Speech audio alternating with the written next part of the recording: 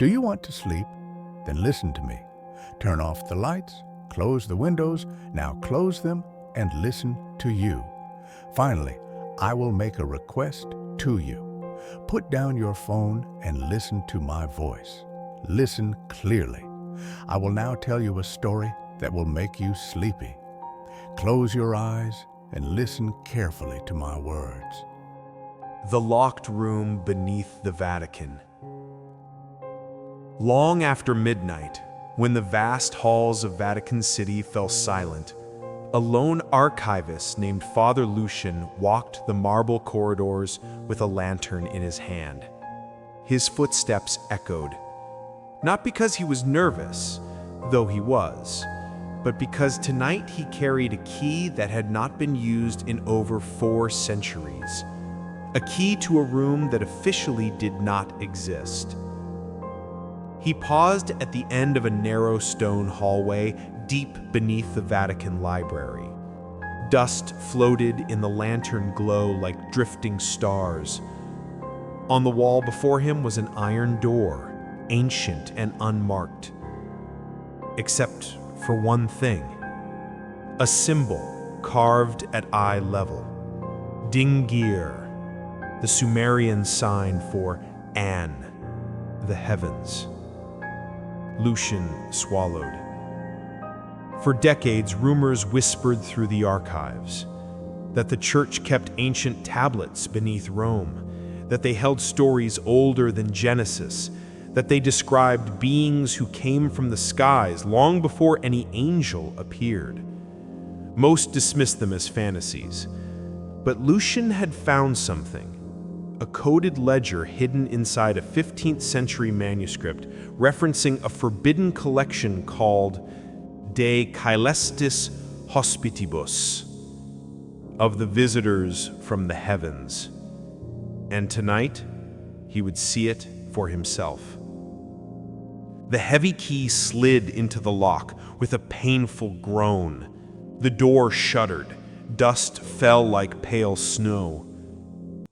Then it opened. Cold, dry air rushed out, as if the room had been holding its breath for centuries. Inside the chamber glowed faintly with a soft golden hue from dozens of clay tablets resting on shelves, Sumerian tablets, Akkadian tablets, some older than writing itself. And on one stone pedestal lay a tablet unlike the rest. Jet black, polished, marked with strange symbols that shimmered like stars. Lucian stepped closer. It wasn't Sumerian. It wasn't any language he knew. But at the bottom of the tablet, one phrase had been translated hundreds of years ago by a trembling scholar, his handwriting still visible on a parchment beside it. They came to guide mankind and to reclaim what was theirs. The next morning, Elias woke to the distant tolling of bells echoing through the stone corridors of the Vatican archives. For a moment, he wondered if everything from the night before, the whispering footsteps, the missing file, the strange golden symbol, had all been an exhausted dream. But then he looked at his desk. The parchment was still there, faded, ancient, and marked with the same glowing sigil he had seen on the scroll that vanished. He moved closer and noticed something new. The parchment had split open overnight, almost as if the ink had burned through the page. Inside the tear was something folded, something older. A second letter, thicker and sealed with clay. Elias's heart thumped. Clay seals were Mesopotamian, 3,000 years old at least. But this one was stamped with the official crest of the Vatican Library. That made no sense. The Vatican didn't exist when this clay seal was made. Hands shaking, Elias cracked it open. Inside was a single sheet of pressed papyrus, fragile but perfectly preserved. The ink shimmered like it had been written yesterday. It contained only one handwritten line. If you read this, then they are already watching. The capital T was carved deeper, almost gouged into the page. Beneath the warning was a symbol, a familiar one, a star with 8 points. The symbol of Inanna, the most powerful goddess of the Sumerians, the queen of the Anunnaki. Elias swallowed hard. Someone had hidden this message inside the archive walls.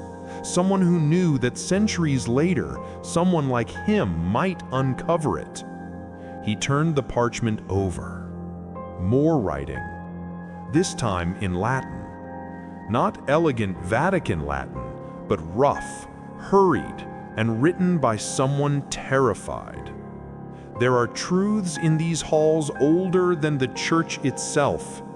They were not angels, they were not gods, and they will return. Just as Elias whispered the final line, a cold wind moved through the sealed underground room. Something impossible in an archive with no windows, no airflow, and doors that weighed nearly a ton. His lamp flickered. A shadow crossed the far end of the hallway.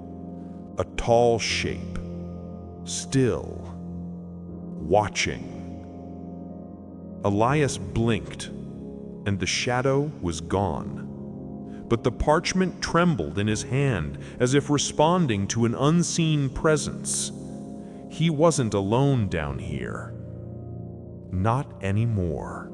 The elevator doors slid open with a soft chime, far too gentle for the weight of what awaited inside. Father Aurelio stepped out first, moving with the calm certainty of someone who had walked these forbidden halls 1,000 times. You followed, your footsteps echoing down a narrow corridor lined with iron doors. Each door had a number, a date, or sometimes a symbol carved into it.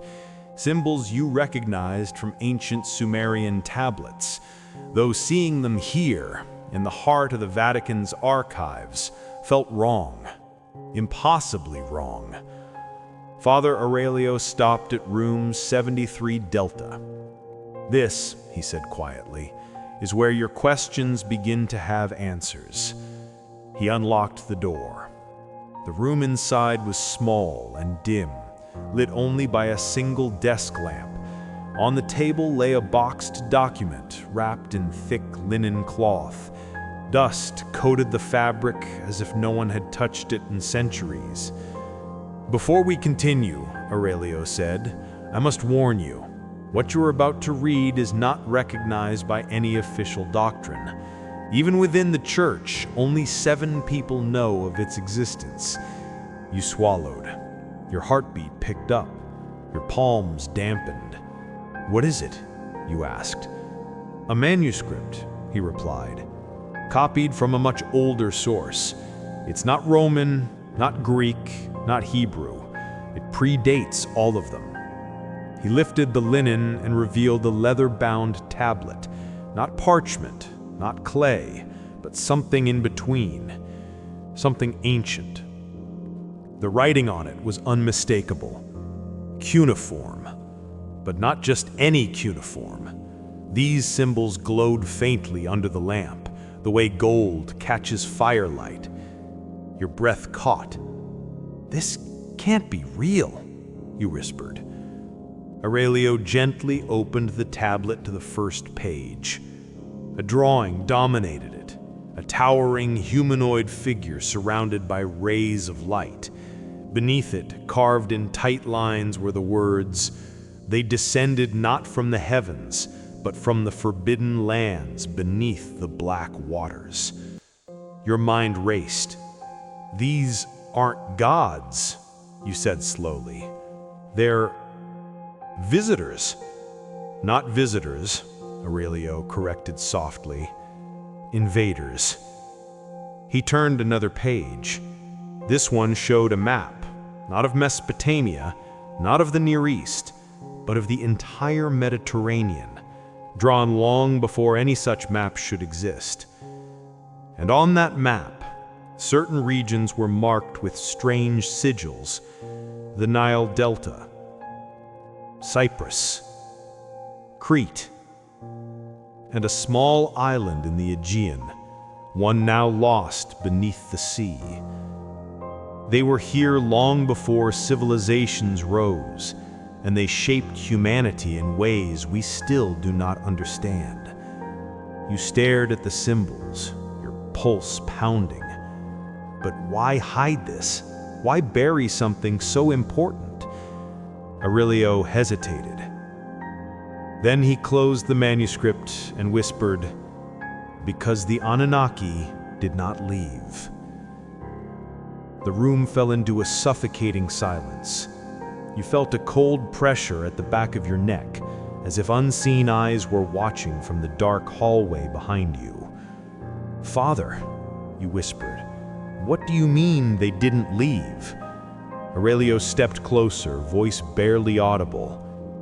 "They went underground." He looked you dead in the eyes. And some believe the Vatican still guards one of their entrances. The elevator shuddered as it sank deeper beneath the Vatican, far below the public floors, below the restricted archives, and into levels most employees didn't even know existed. Dr. Mara Viscari stood perfectly still, hands clasped behind her back, eyes fixed on the glowing floor numbers ticking downward. -7, -8, -9. At -10, the doors slid open. Cold air seeped in, carrying the smell of dust, stone, and something else. Something metallic, like old coins or lightning before a storm. 2 Swiss guards stepped out first, their halberds gleaming even in the dim light. Mara followed. The hallway was carved directly from bedrock. No decorations, no frescoes, only ancient stone lit by long strips of pale light that hummed softly overhead. "Dr. Viscari," one guard said, "the prefect is already inside." Of course he was. She approached the reinforced door at the end of the hall. Thick, iron-banded, etched with inscriptions so old even she couldn't immediately recognize them. Not Latin, not Greek, older. The guard turned the key. Metal groaned. The door opened. Inside was a chamber shaped like a cube, yet every wall curved subtly inward, creating a feeling of disorientation, like standing inside a room that wanted to breathe. In the center was a pedestal. On it lay the tablet. The same tablet that had been delivered from the excavation site in Mesopotamia last night. The same tablet whose inscription the Vatican had quietly requested be kept from the archaeological community. The prefect, an elderly man with silver hair and eyes sharp as polished glass, stood over it. "You are late," he murmured. "The elevator stopped at the restricted floors," she replied. He nodded without looking at her. "They do that sometimes." Mara frowned. Elevators don't do anything by themselves. The prefect did not answer. Instead, he motioned toward the artifact. "The writing," he said softly. "You were right." Mara stepped closer. The stone tablet was dark, almost obsidian, with lines carved so cleanly they looked like they had been cut by a laser, impossible for Bronze Age tools. But what froze her was the language. Not cuneiform, not Sumerian, but the same script she had only seen once before, on an artifact the Vatican had confiscated from her 5 years ago. Mara traced a symbol with her eyes. Dngir. The sign for Dingir, God, or the ones who descended. Her throat tightened. "It's Anunnaki," she whispered. The prefect exhaled slowly, as if he had been waiting years to hear someone say it. "Yes, and it confirms the others." Mara felt the temperature drop. "The others?" The prefect turned to her, finally, and his voice was barely above a breath. "Dr. Vescari, we have found 7 more tablets, all identical, all sealed in different excavations, all hidden within sealed chambers that were never meant to be opened." A chill moved down her spine. "And all," he continued, "contain a message." He handed her a paper, a translation. Her hands trembled as she read. "When the kingdoms fall and the stars shift throne, we shall return for what is ours." Mara's voice cracked. This can't be real. It's prophecy." The prefect closed his eyes. "No, Dr. Vescari, it is not prophecy." He touched the tablet with a reverence that bordered on fear. "It is a warning." The stairwell winds downward in a tight spiral, each step colder than the last. Father Mariani's lantern flickers weakly, casting trembling shadows along the stone walls. You can still hear the echo of the metal door slamming shut behind you, sealing you both inside the Vatican's forbidden depths. "This part," Mariani murmurs, "is older than the church itself." You swallow. Older than the church. That means thousands of years, before Christianity even existed. The final step opens into a long, narrow corridor. The walls are carved from a strange, dark stone, veined with metallic streaks that glimmer like starlight. You run your hand across the surface. It's warm. Too warm. This chamber was discovered in the 1400s, Mariani says quietly, and never opened to the public. He hesitates. Most of the clergy believe it should never have been opened at all. A deep hum vibrates through the floor. It isn't the hum of machinery. It feels alive, like something is breathing beneath the stone. At the end of the corridor stands a single door, not wood, not metal. It is made of the same strange black stone, but polished to a mirror-like sheen. Symbols cover its surface, glowing faintly with golden light. Crescents, stars, waves, winged beings. And at the center, a tall figure holding a rod and ring, the unexplainable shape of an Anunnaki deity. Your breath catches. What is this place?" you whisper. Mariani's voice is barely audible.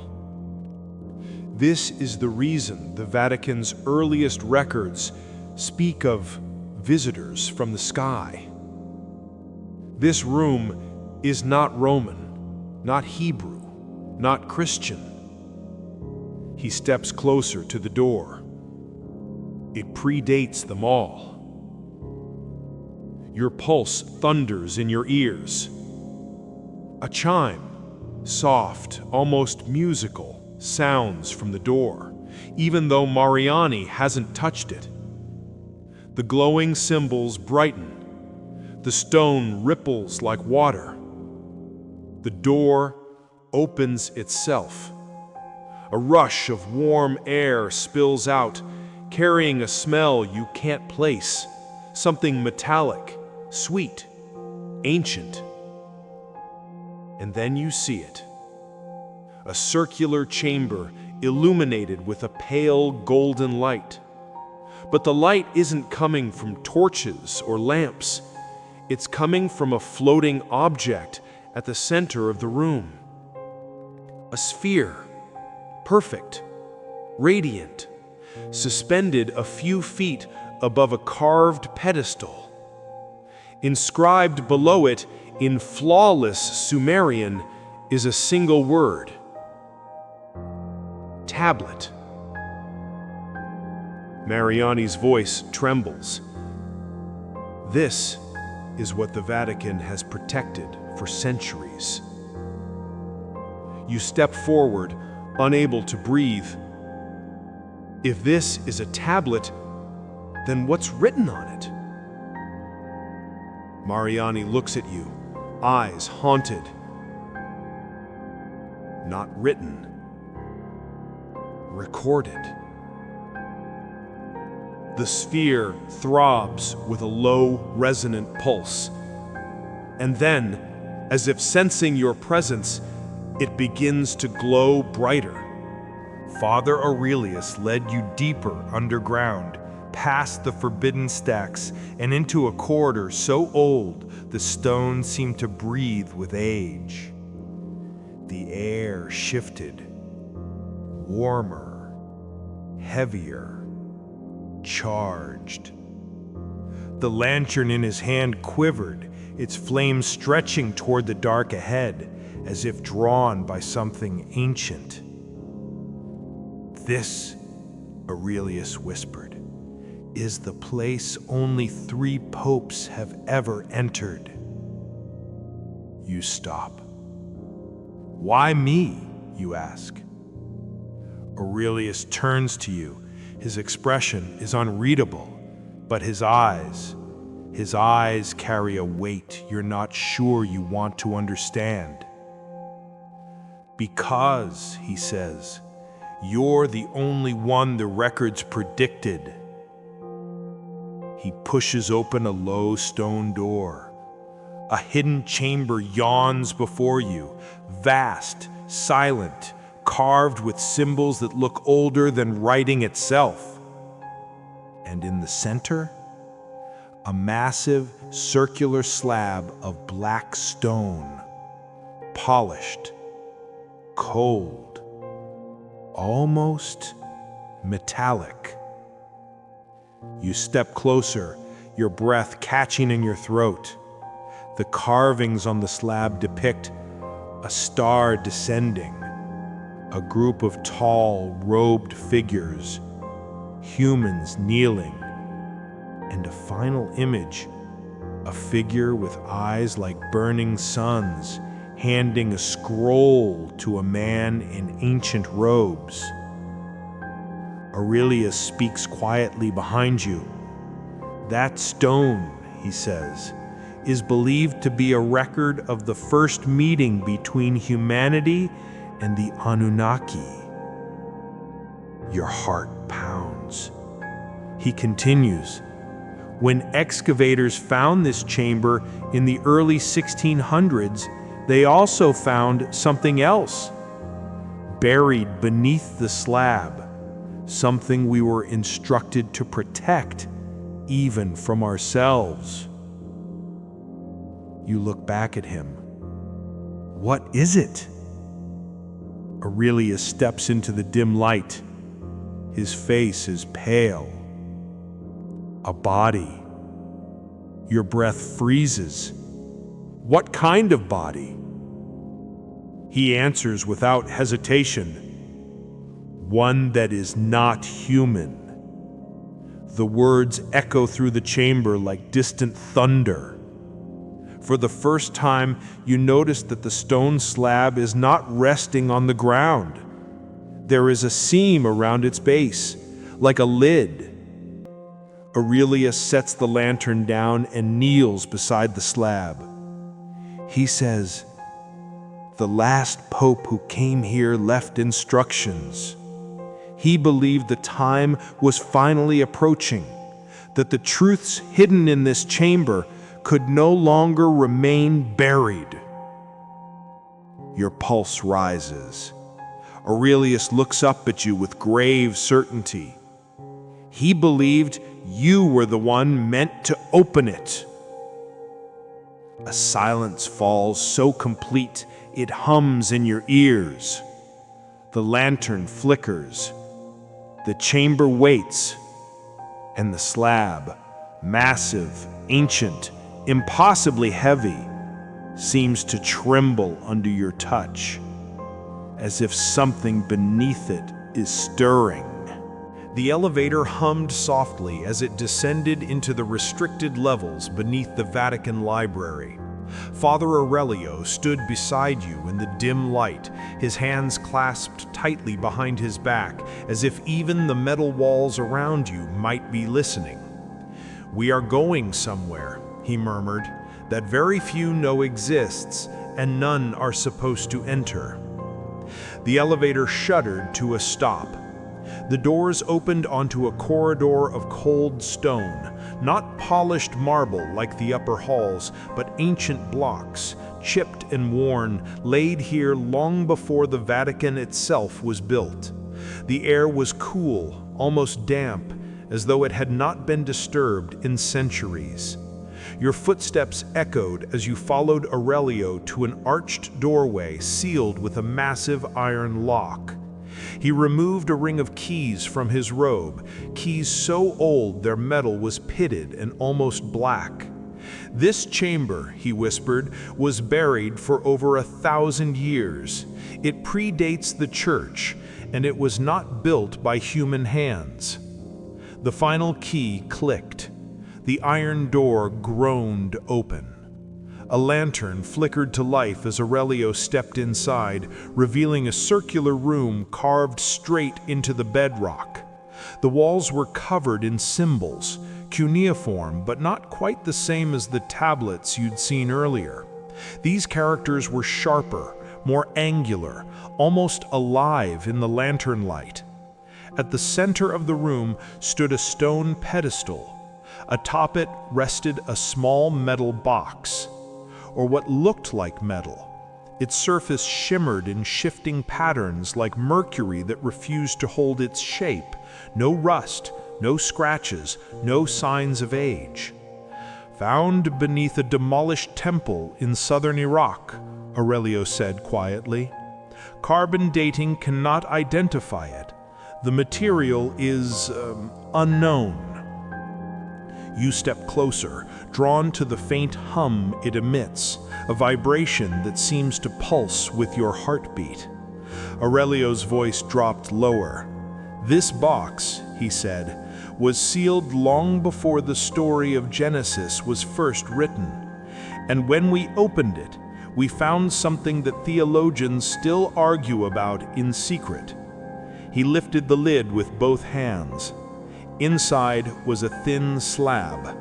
Not stone, not metal, something else entirely. Smooth as glass, warm to the touch, etched with symbols that glowed faintly, symbols that matched those along the walls. And at the center of the slab, a carving. A tall figure wearing a horned crown, standing among stars. But what chilled you was not the figure, it was the caption beneath it, written in a language no human should have known 5,000 years ago. "The ones who came first." Aurelio exhaled slowly. "The Church believes this tablet describes beings who walked among early civilizations and taught them knowledge they should not have possessed." You feel the weight of the room pressing in. "But," Aurelio continued, he pointed to a second line of symbols, almost hidden beneath the first. You lean closer, reading the translation the Vatican scholars had painstakingly assembled over decades. "They will return when the stars regain their alignment." Your heart stutters. You look at Aurelio. His expression is grave. "The alignment," he whispered, "is closer than anyone realizes." And suddenly you understand, the Vatican is not just hiding who the Anunnaki were, they're preparing for who they might be again. The whisper beneath the archives. The marble stairway spirals downward, colder with every step you take. Your guide, the quiet Vatican archivist with silver hair, and an expression carved from centuries walks a few paces ahead, holding a lantern that glows like a captured star.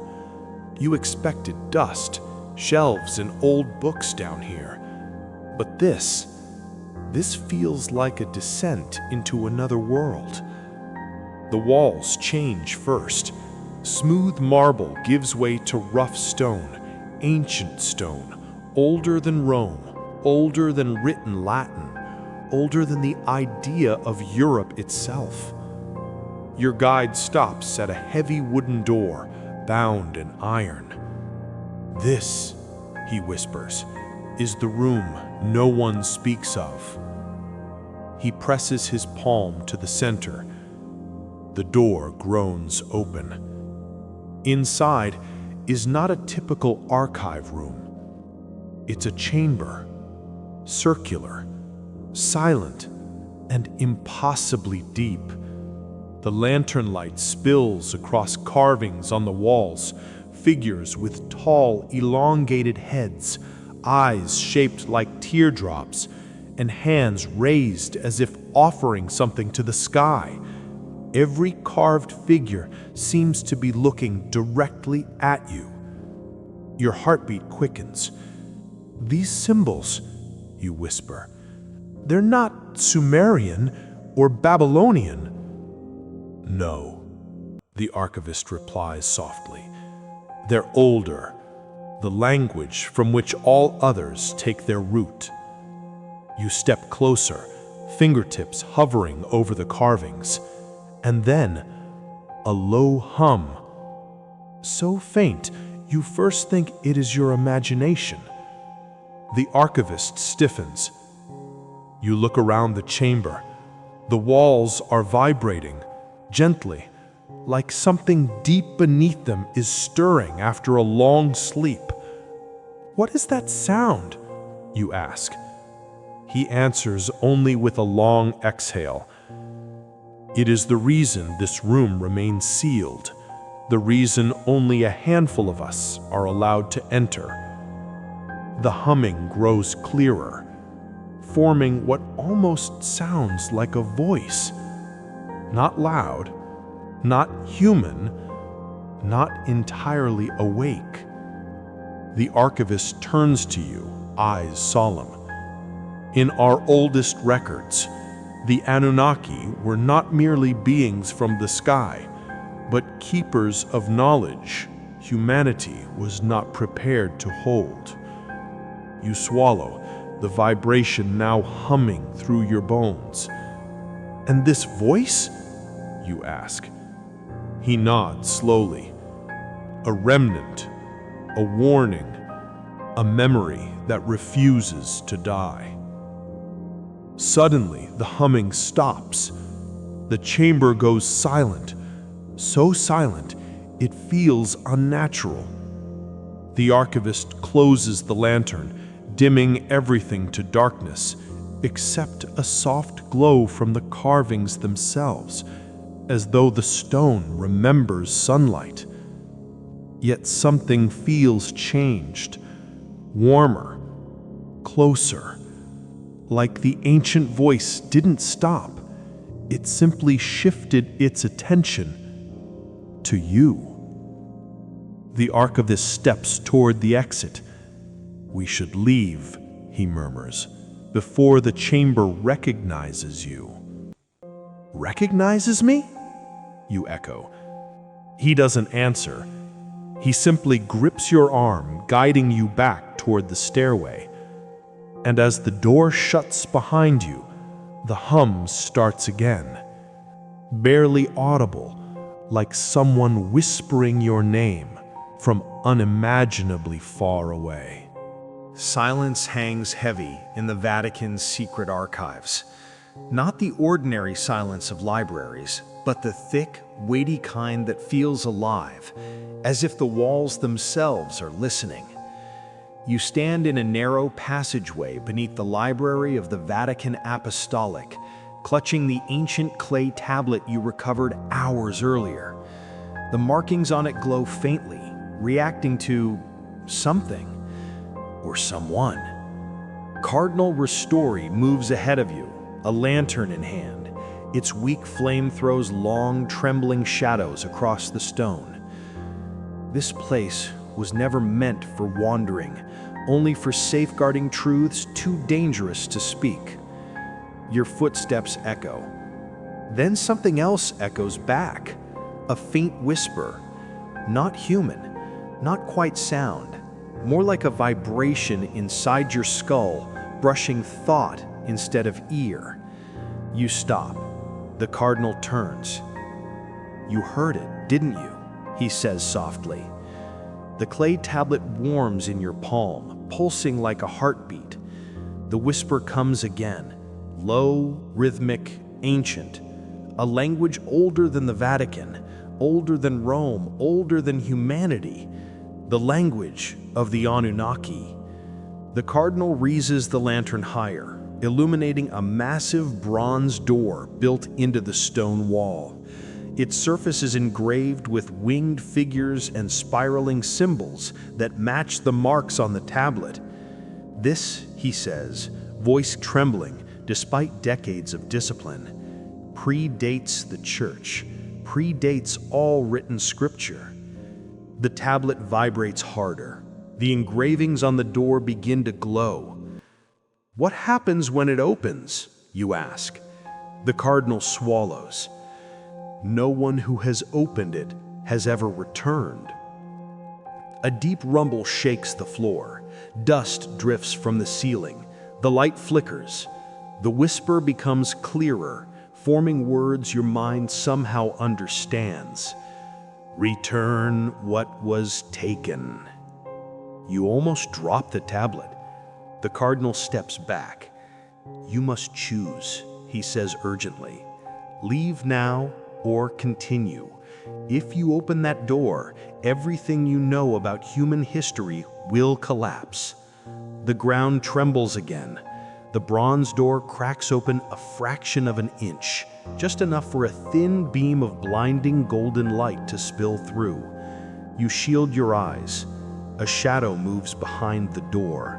Tall, massive, not human. The whisper becomes a command. "Enter." Your breath catches. This is the moment people fear. This is also the moment history has hidden. You tighten your grip on the tablet, and you take your first step toward the blinding light. The whisper beneath the archives. The marble stairway spirals downward, colder with every step you take. Your guide, the quiet Vatican archivist with silver hair and an expression carved from centuries, walks a few paces ahead, holding a lantern that glows like a captured star. You expected dust, shelves, and old books down here. But this feels like a descent into another world. The walls change first. Smooth marble gives way to rough stone, ancient stone, older than Rome, older than written Latin, older than the idea of Europe itself. Your guide stops at a heavy wooden door, bound in iron. "This," he whispers, "is the room no one speaks of." He presses his palm to the center. The door groans open. Inside is not a typical archive room. It's a chamber, circular, silent, and impossibly deep.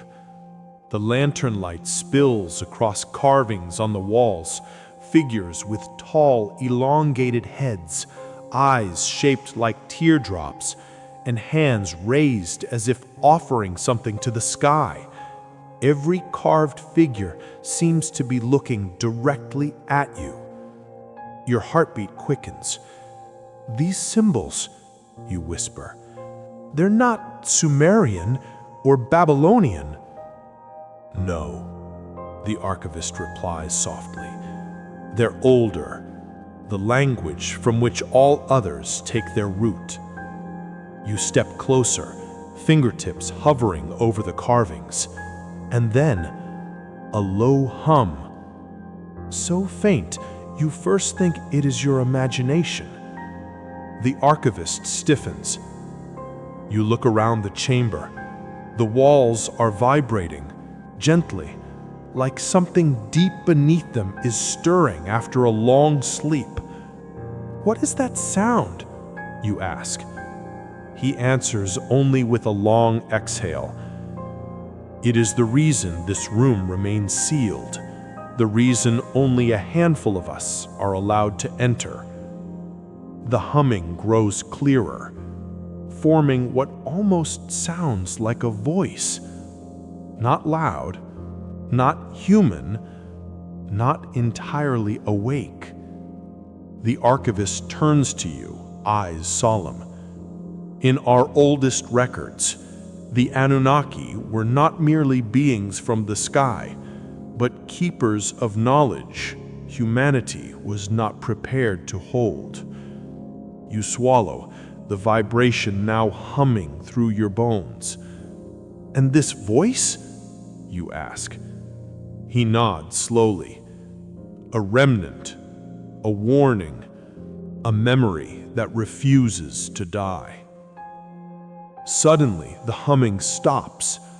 The chamber goes silent, so silent it feels unnatural.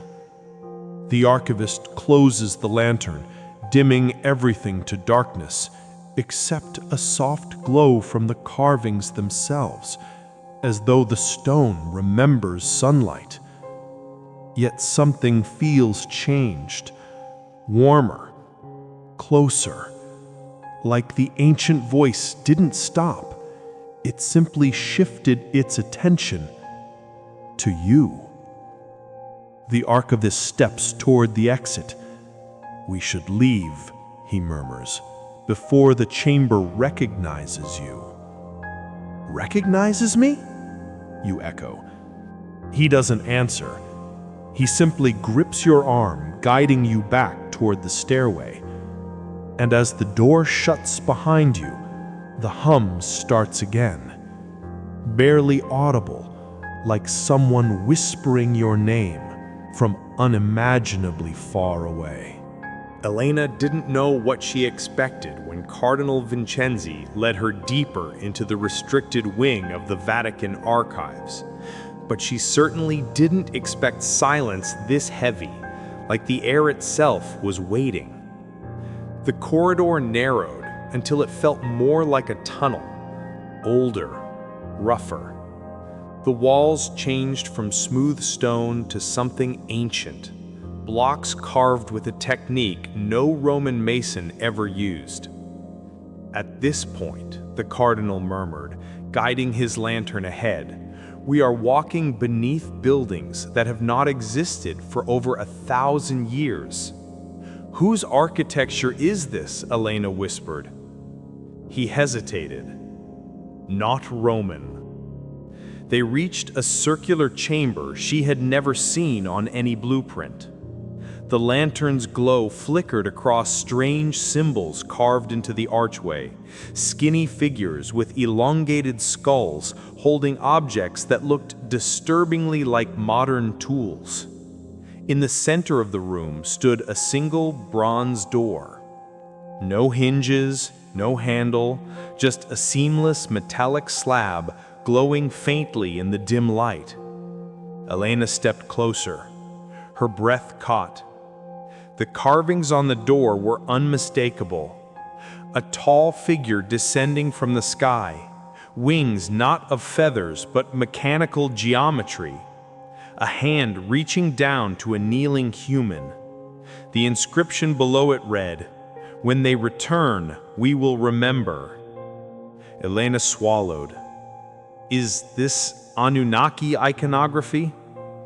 It is something older than Sumer, older than any civilization that wrote of sky gods. She touched the metal. It was warm, too warm. And then the door pulsed, just once, like a heartbeat. The cardinal grabbed her wrist. Do not touch it again, he warned sharply. It reacts. To what? To blood, to lineage. Her skin prickled. What has the church been hiding? We don't hide, the cardinal said softly. We guard. For the day when someone like you, can read what lies behind this door. Elena stepped back, her heart pounding. You think I can open it? He didn't answer. Instead, he lifted the lantern, revealing something she hadn't noticed. The ceiling above them painted with a mural so old the colors were barely clinging to the plaster. But the image was clear. A star falling, a city burning, and a group of tall beings walking away from the flames. Elena felt her stomach twist. This is the fall of an ancient world. Yes, Vincenzi whispered, because the Anunnaki were not myths, they were survivors. Elena stared at the sealed bronze door. What's on the other side? The cardinal's eyes darkened. A message, he said, left by those who left this world. He extinguished the lantern. The Vatican archivist led you and Father Aurelio deeper into the catacombs beneath the Apostolic Palace. Down here, the air felt older than stone, as if it remembered every secret ever whispered in the dark. This, the archivist murmured, holding up an iron key, has not been opened in nearly 2 centuries. The heavy door groaned as it swung open. Inside was a narrow chamber lit only by a skylight of cloudy glass. Dust swirled in the beam of pale light. Against the far wall hung a massive canvas covered by a black cloth. Father Aurelio inhaled sharply. You found it, he whispered. The Codex Illuminatione, the painting the church hid after the Cairo manuscript surfaced. The archivist nodded wordlessly. You stepped forward, heart pounding. A chill ran down your spine, not from fear, but from the sensation that something in the room was watching you. The archivist pulled the black cloth away. Underneath was a painting unlike anything you had ever seen. At first glance, it looked like a scene from early Christian art. 3 robed figures descending from the heavens, bathed in rays of gold. But the details were wrong. Very wrong. Their faces were elongated. Their eyes, impossibly large. Their skin carried a metallic sheen like hammered bronze. Behind them hovered a shape that looked nothing like clouds. It looked like a ship floating in the sky. Father Aurelio whispered, "The Anunnaki, as the early church believed they truly appeared." Your stomach twisted. "But why hide it?" you asked. The archivist answered slowly, carefully, "Because this painting wasn't inspired by scripture." He stepped closer, pointing at a series of faint letters etched into the frame, copied from something the church did not want the world to see. A diary page lay sealed beneath glass below the painting. Ink faded, but legible enough. You leaned down and read the translation aloud. "I saw them descend in fire. They spoke in tongues not of men. They shaped kings as though they were clay." Aurelio made the sign of the cross. "That diary," he said, "belonged to a Roman centurion stationed in Judea, 31 AD. Your breath caught. You're saying the Anunnaki were here? During the time of—" "Careful," Aurelio interrupted. "Names change, stories become scripture, but the events," he gestured at the painting, "those remain." The archivist added, "This is only the beginning. There are more artifacts, older, stranger, buried deeper under the city, things that tie the Anunnaki not only to Rome, but to civilizations long thought disconnected. Your pulse thundered in your ears. "What civilizations?" you asked. The archivist exchanged a look with Aurelio. He then whispered just one word: Atlantis. The chamber seemed to tilt. Before you could respond, the lights flickered. Once, twice, then extinguished completely. In the pitch black, something metallic clinked on the stone floor. A breath, raspy, inhuman, echoed behind you, and a voice, not spoken, but inside your mind, whispered, "You should not have come here." The door groans as it opens, slow, ancient, and clearly not meant to be touched by anyone alive. Your lantern light spills into the darkness, revealing a narrow stone stairway spiraling down into the earth. Father Aurelio steps behind you, his voice a low whisper. Once you cross this threshold, nothing you believe about human history will remain untouched. The air grows colder the deeper you descend. Dust hangs like a veil. Every step echoes as though the stairway hasn't been used in centuries. At the bottom, the stairs end at a massive bronze door, engraved with symbols you've never seen. Winged beings, stars arranged in impossible patterns, humans kneeling before towering figures. Aurelio places his hand on the door and murmurs something in Latin so old you can barely recognize it. The metal shifts. The door unlocks. Inside is a circular chamber lit by a faint golden glow emanating from the center. And there, placed under glass, lies an object that should not exist. A solid tablet made of a metal not found anywhere on Earth. Even from a distance, you can feel a strange warmth coming from it. Aurelio watches your expression carefully. "This," he says, "is why the Vatican has been silent." You step closer. The tablet is etched with lines of cuneiform, not Sumerian, not Akkadian, older. Far older. Aurelio continues, "The Church claims it is a relic from before the flood, but I tell you, this tablet predates humanity's first cities." Your pulse quickens. At the bottom of the tablet is a depiction of tall, elongated figures descending from the sky, their arms raised as people gather around them. You whisper, "Are these the Anunnaki?" Aurelio nods slowly. But the question is not who they were. He looks at the tablet with fear. The real question is why they said they would return.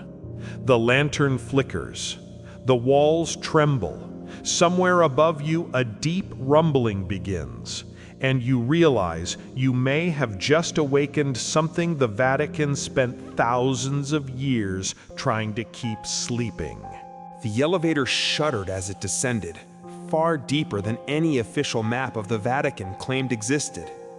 Emma clutched the brass rail, her heartbeat thudding in her ears. Beside her, Cardinal De Luca silently traced a cross over his chest, though his eyes stayed fixed on the descending numbers that blinked on the panel. -3, -4, -5. "This level is not supposed to exist," Emma whispered. The Cardinal didn't look at her. "That is the idea." With a final metallic groan, the elevator stopped. The doors opened to a corridor made of smooth, polished stone, older than the Vatican itself. The air was cool, dry, and heavy with the scent of ancient parchment. Strange symbols were carved into the walls: spirals, stars, figures with elongated skulls. Emma paused. "These markings, they look Sumerian." "Older," the Cardinal replied. "Much older." They walked in silence until they reached a massive set of bronze doors. Embedded in the metal were 3 concentric circles, like ripples frozen in time. In the center was a single indentation, shaped like a hand. De Luca placed his palm against it.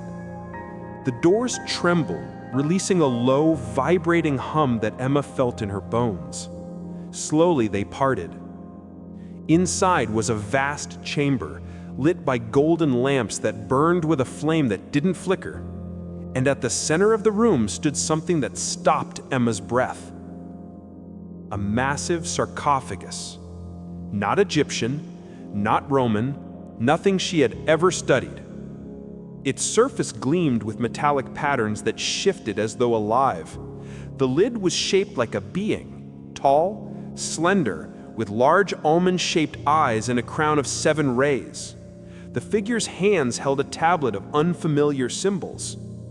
Emma stepped forward, unable to blink. That's an Anunnaki depiction, but this is impossible.